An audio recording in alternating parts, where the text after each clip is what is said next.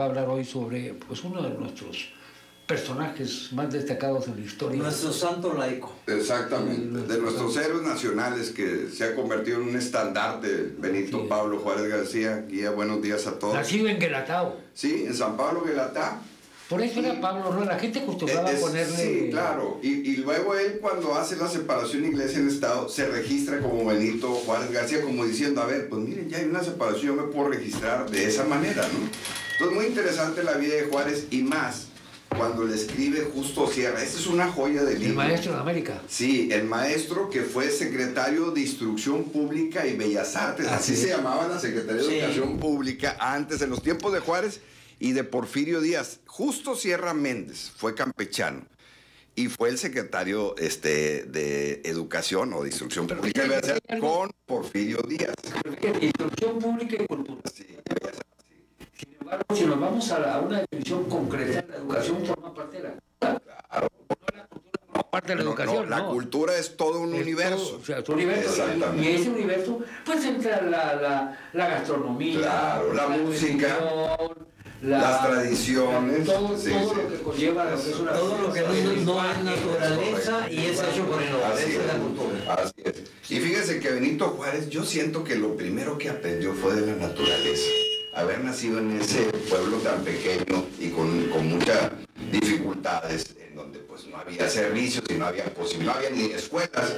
Él aprendió el zapoteco y no tenía otra manera de aprender el español. Y en esa precariedad, pues él tenía dos opciones: o quejarse de la pobreza y vivir lamentándose de ella, o bien pues hacer una carrera en cuestión de educación. Y ese es el camino que toma Juárez. Y en este libro, que pues cuando un historiador te cuenta algo que sucedió hace 300, 400, 500, 1000 años, 800, es válido. Pero la verdad, cuando un historiador como Justo Sierra te cuenta una historia que sucedió hace 20, 30 años, es muy diferente. Porque cuando Justo Sierra escribe esto, pues es a finales del siglo XIX. Sí. Y Benito Pablo Juárez García, pues acaba de fallecer. Él nació en 1806 y ya vivió 66 años. Y fue presidente 14 años, 7 meses y un día. Y cuando él nació en 1806, pues estaba gestando el movimiento de independencia. Él nació cuando ya Morelos e Hidalgo estaban organizando el movimiento de independencia. Y cuando él era un joven, que ya estaba estudiando leyes, ¿qué estudió, qué aprendió o qué le enseñaron sus maestros? La Constitución de 1824, que había sido el producto de la de Cádiz y la de Apatzingán. Y él leyó en esa Constitución un artículo que decía: en este país, en México, la única religión oficial era la católica. Así es. Entonces, él siempre fue católico, nunca lo negó, pero le quedó claro que tenía que cambiar esa parte en donde se tenía que separar la iglesia y el Estado. Y eso fue lo que lo llevó primero a ser regidor municipal y luego diputado local, ser parte del Poder Judicial, hasta llegar a ser parte de la Suprema Corte de Justicia de la Nación, presidente. Pero también le tocó esos años de 1830, 40, 50, antes de ser presidente en el 58, donde él veía esa movilidad lamentable de presidentes de la República que entraban y que salían.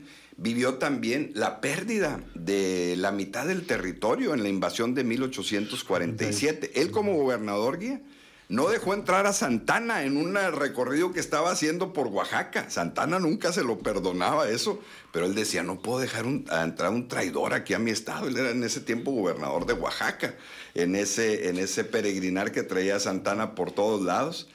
Y cuando Juárez llega a la presidencia, lo primero que hace pues es ver la parte de la estructura jurídica para empezar a armar la ley de reforma, y luego también ve el quebranto de las finanzas públicas.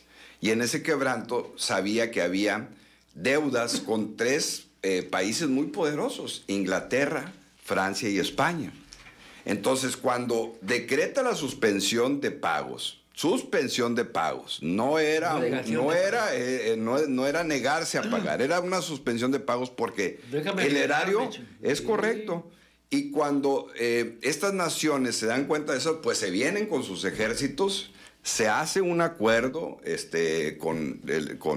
básicamente con Inglaterra y con España, pero Francia no acepta, y aprovecha Napoleón pues para decidir la invasión a México, en esa batalla épica que conocemos, que fue parte del tiempo de Juárez, de la batalla del 5 de mayo, donde el gran héroe que conocemos, pues es Ignacio Zaragoza, pero quien comandaba todo era Porfirio Díaz. Sí. Y cuando Zaragoza le escribe a Juárez aquel 5 de mayo de 1862 y le dice: nuestras armas se han cubierto de gloria porque hemos vencido al ejército más poderoso del mundo, que era la verdad, por las coyunturas que ya sabemos, porque en los montículos, en los montes, en los cerros que estaban en ese lugar, allá en Puebla, pues tenían mejor posición nuestros combatientes. Los franceses venían de abajo para arriba, una granizada extraordinaria, pues hicieron que se facilitara el triunfo.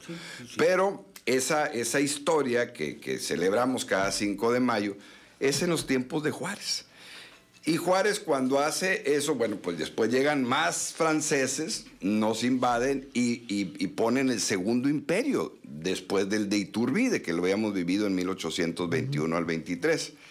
Y entonces Juárez empieza una historia muy interesante, muy bonita, que se ha convertido en novelas y en películas y todo. El carruaje se llamó. Sí, porque andaba en un carruaje negro, con un trajinar, y que se la pasó. Por cierto, ahí está en el... Sí, en el Palacio Nacional, exactamente. O en el de Chapultepec. En el Palacio de Chapultepec. Ahí es donde entonces está anda carruaje. Por Durango, estuvo en Monterrey, estuvo aquí en Coahuila, y se la pasó la mayor parte del tiempo en Chihuahua, y por eso se llama la ciudad Juárez por él, porque ahí es un tiempo en donde él se traía el Archivo General de la Nación, imagínate, y todos los documentos del Archivo General de la Nación los traía ahí. Esa es una idea equivocada. No era el archivo del momento lo que él traía, no el Archivo General, pues imagínate, pero es que hubieran sido cajas y cajas por y eso, cajas. pero claro, teníamos un tiempo de independencia de 1821 a la fecha, claro que no había tantos documentos, pero sí traía documentos oficiales de los últimos años. Obviamente el Archivo General de la Nación, pues ahorita ya está todo digitalizado. Sí. Pero traía documentos de lo que habían sido los decretos y las disposiciones de los ejecutivos federales, que había sido un desorden en los últimos años. Y en ese carruaje, en ese trajinar, pero sobre todo, miren, Juárez, la frase que más nos enseñaron en la escuela es: entre los individuos como entre las naciones, el respeto al derecho en la paz. Y lo decía porque ya habíamos vivido pues 3 invasiones. Ya nos habían invadido los españoles en 1492 y luego en 1521. Ya nos habían invadido pues los norteamericanos en 1847, y la invasión que acabamos de vivir en esa parte de lo que es Francia. Entonces, esa frase de respeto al país es la frase que más cala, pero hay otras frases que también son importantes recordar de Benito Juárez. Una guía tiene que ver precisamente cuando él decía: desde el poder nunca debes de humillar a nadie, nunca debes de humillar a la gente, porque el poder termina, pero el recuerdo perdura. Siempre fue una persona muy atenta. Cuando fue gobernador de Oaxaca, sacaba los escritorios de Palacio Nacional y atendía a la gente. Duplicó el número de escuelas. Y Huatulco, ese lugar icónico ahorita de turismo, fue uno de los lugares que él privilegió desde ese tiempo, ¿no? Y sus 14 años, 7 meses y un día, pues fue de una dificultad para manejar y para poder gobernar a un país que estaba muy complicado. Y cuando se le quita el apoyo a Maximiliano y llega el año de 1867, y entonces se da el proceso para que lo fusilen, lo detengan, muchas personas extranjeras, el mismo Víctor Hugo, autor de Los Miserables, y todos le decían a Juárez que no lo fusilara. Y hay otra frase que quiero compartirles de él, cuando decía: no mato al hombre, mato a la idea.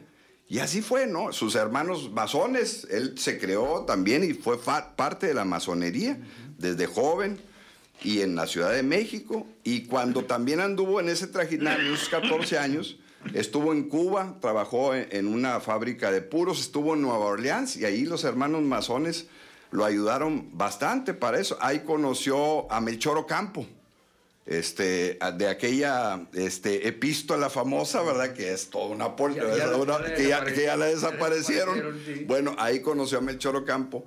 Y mira, Sebastián Lerdo Tejada, José María Iglesias, pero sobre todo, mira, Santos Degollado. Santos Degollado fue un gran aliado de él. Y lo digo porque en esta calle, pues nosotros circulamos mucho por esta calle.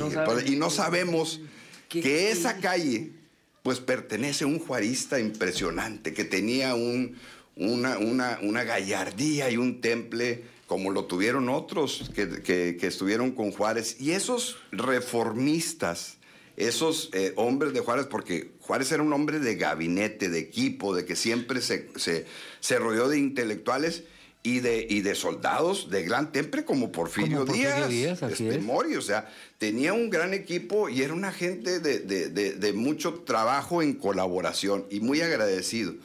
Y en ese sentido, pues esos 14 años, la verdad, son impresionantes porque creó lo que es la República, la división de poderes, el poder ejecutivo, el poder legislativo y el poder judicial.